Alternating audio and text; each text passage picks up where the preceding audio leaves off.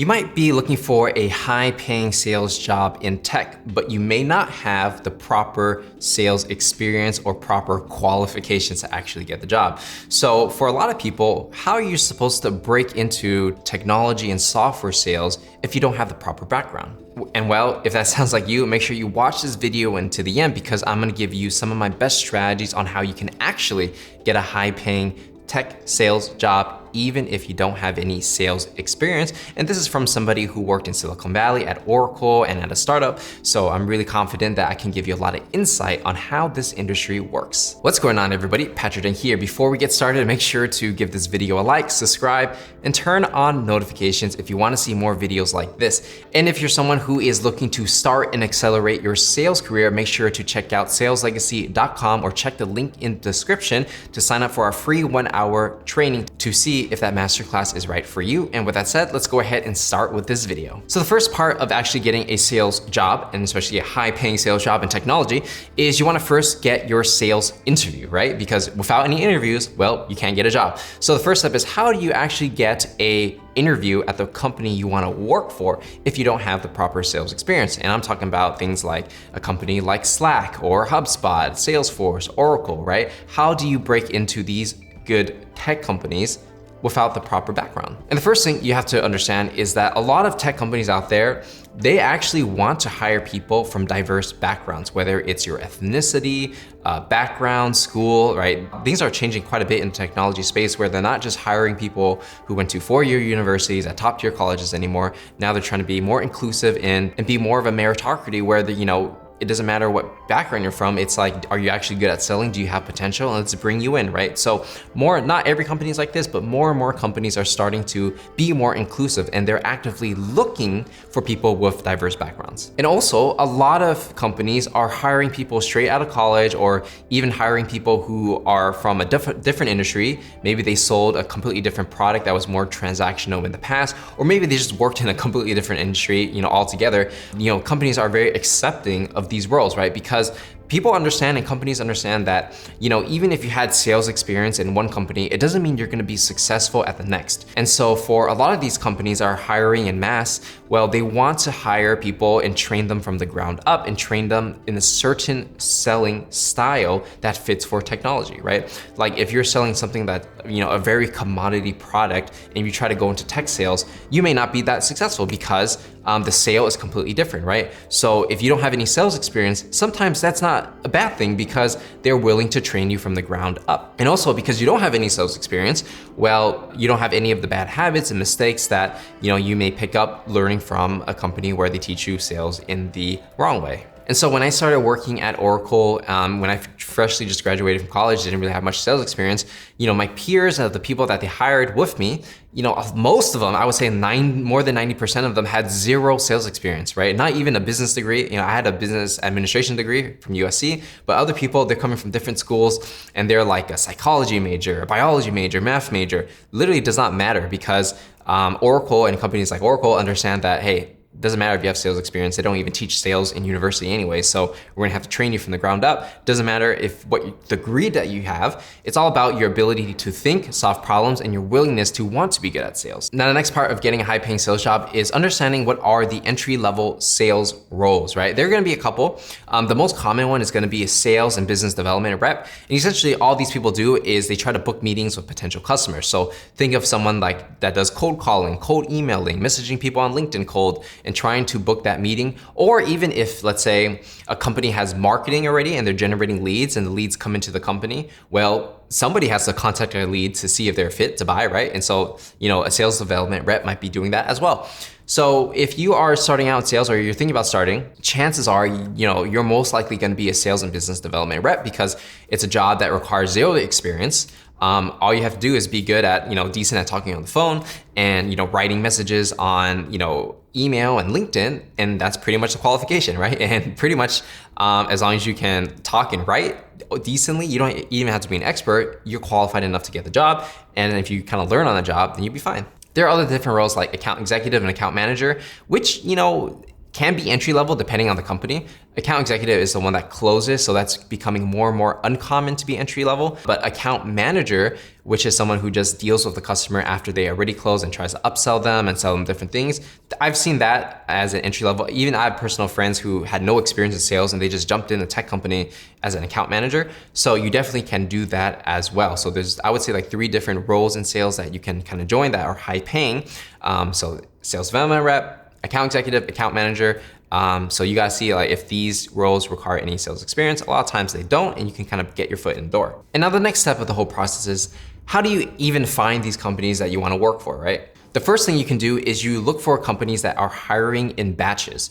So for example, when I worked at Oracle, it wasn't like there was just one open position that a lot of people applied to. It was like Oracle was gonna hire 200 people all across America, and they would just pick the best candidates, right? So when a company is hiring in mass batches like that, your chances of getting in are a lot higher because number one, there may not be that many people applying, right? And they just gotta hire 200 people. So if you apply, then you'll have a higher chance of getting in versus hiring for one specific job, because if 100 people apply for one job, what are the chances you're gonna get it, right? But if a company is gonna hire 20 people, 50 people, 100 people at a time, well, your odds suddenly just increase. The other thing you can do is you can go on, let's say, a company that you really love, you can go on their website and look for these specific jobs that don't require any sales experience, right? So let me give you an example. Okay, so let's say you want to work at this company, Fastly, which is a publicly traded tech company. They got hundreds or thousands, I'm not sure, but they got a lot of employees. And they got a working product and it's not too hard to sell, right? So cool company, and let's say you wanna work here, okay? So all you gotta do is you wanna go to their career section, which is on the bottom, right? And you find their jobs. And then they're, as you can see, like I said before, we value diversity. So if you're someone with a diverse background, whether it's an ethnicity or maybe you don't come from, let's say, the top tier schools or anything like that, well, a lot of these companies are really open to that and they're willing to take a meeting with you or an interview with you to see what you got, right? So definitely look out for this because a lot of companies nowadays are looking for diverse experience. So obviously there's a lot of different jobs and you just want to filter it by sales. So if you kind of scroll down, sales. So we got a lot of different sales roles over here. Actually, they're hiring a lot of different salespeople all over America right now.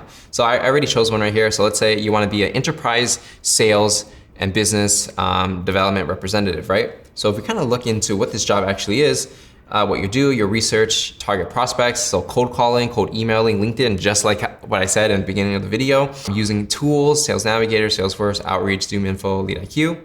So it's like a prospecting job, right? You're looking for people you wanna work with. Essentially, when you look at the qualifications, they're not really asking for any sales experience, right? What we're looking for, proven track record of success and thrive in metric-driven culture. Well, if you were successful in your past job, then you can kind of use that as leverage. It doesn't say it has to be sales-specific job experience, right? And it's more about your personality, right? It's like adaptable, professional, courteous, can get things done, ability to proactively solve problems, have desire for work. So if you're kind of looking at bonus points, experience in sales or tech space, and it's not 100% necessary if you kind of think about it, right? It's bonus. SaaS or cloud experience, Salesforce experience, ability to influence and influence others, sense of urgency. Okay. And so if you kind of look at this job at Fastly, they're not saying you need 1 or 2 years of experience. They're just asking for, hey, if you have some tech sales experience, great. If you don't, it's okay. As long as you're persuasive, you're a hardworking person, you're willing to get the job done, you're willing to learn, then we invite you to apply for this job and see if we're a good fit to, work together, right? So, if you find jobs like these, especially on, the company's website, well, you can apply for that and then you don't really have to have any sales experience. It's all about, what you've done in the past. You have to have some experience, right? You have to have done something because otherwise you're not really a qualified candidate. But if you leverage your past experience, whether it's, or any type of organizations, whether it's a job or not, a nonprofit, what do you do in your community? What did you do in your other job? Did you have to solve problems, right? These are the things that recruiters are gonna ask for when you actually get into the interview. And you can definitely use different job boards, not just going on the company's website. So LinkedIn has a lot of jobs you can look out for. AngelList is one I like to really look at when it comes to tech specifically. So let's go ahead and let me show you. Okay, so AngelList is essentially a job board where you can find different jobs in sales specifically, or actually not just sales, but like marketing, and there's many different jobs here, but I like to search for sales jobs, or I did when I was applying for jobs. So let's say you wanted a sales job, you type in like sales, business development, sales development, and you're like, okay, account manager jobs as well.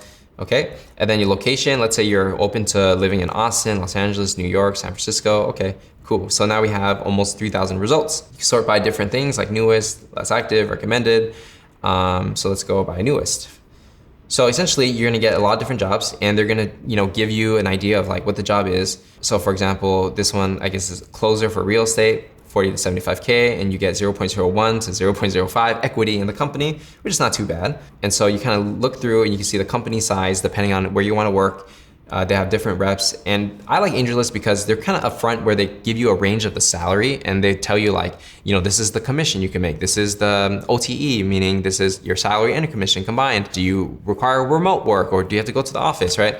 And so a lot of these jobs right now, remote, possible, remote, possible, remote, a lot of jobs are going to be remote. And a lot of these jobs are going to get paid pretty well. So, so essentially you just want to look through this, see what interests you, see what your salary can be so you get an idea and you apply, directly here. So AngelList is one place I like it because it shows the salary and equity, right? Which is quite appealing if you're working at more of a startup. But again, like places like LinkedIn or there's so many different job boards out there, right? So definitely just find the one that fits best for you. Check out AngelList, check out LinkedIn. I would recommend those two to check out first, and then go to the company's website directly if there's someone specific you want to work for, and those three should get you pretty far. But if you don't find any luck there, try the different job boards that you can find, and how you can find that is just go on Google, top job boards for tech sales, and then you'll find a bunch of different options, right? Now moving into the next part of actually how to get the job and you get the interview and things like that, we're gonna talk more about the characteristics companies are looking for in technology sales, right? So the first thing is you wanna just dispel any limiting beliefs. Doesn't matter what your background is, doesn't matter what your ethnicity is. These tech companies are very inclusive, or they're becoming more inclusive every day. So don't psych yourself out. Don't think like, oh, because I'm not qualified, I shouldn't apply for this job. Oh, I'll never get this job. Apply, try it out. You'll be surprised because these companies will give you a chance and they're willing to take a chance on someone with no experience, okay? That's just how the industry goes. So don't psych yourself out. Don't say you can't do this and that. Try it first and then you'll see. And the next thing is, when you apply, you send your resume and things like that, you're gonna be in an interview, right? So I would say the main characteristics I would try to demonstrate, especially if you don't have any sales experience, is number one, are you coachable and are you willing to learn, right? Because people understand, they're gonna give you an interview even if you don't have any sales experience.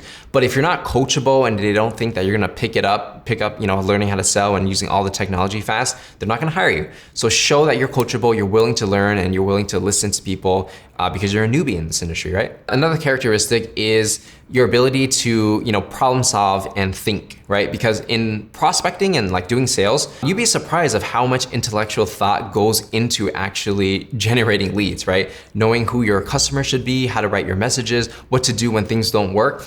Having the ability to think critically and solve problems is key, and that's how you're going to advance in your career in sales. So definitely show that you have these skill sets, right? And you're willing to, do the things that you need to do. And the other thing you have to pay attention to is your willingness to work, right? How hard are you willing to go to generate these leads and like learn on the job? Because if you have no experience in cold calling, right, and you have to cold call, well, you have to go hard. You have to come into the office early in the morning and make those calls, even if it's painful, even if it feels grueling at points. You have to do it because you have to put in the reps, you have to put in the numbers, right? So it's very important that you have a strong work ethic. And the last thing I would say is, how persuasive are you, right?